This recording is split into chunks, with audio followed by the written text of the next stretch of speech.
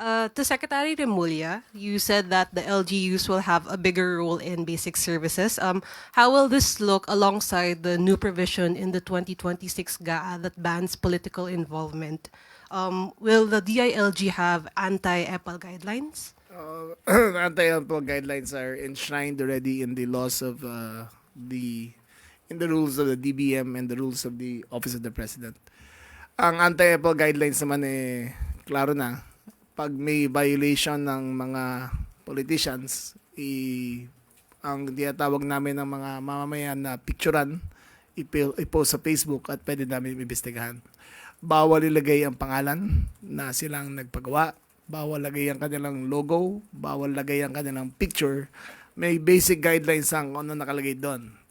Project, date awarded, date to be started, contractor, date to be finished, at source of funds. Ayun lang.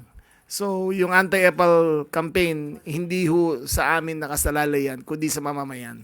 I-report nila para magawa namin ang action.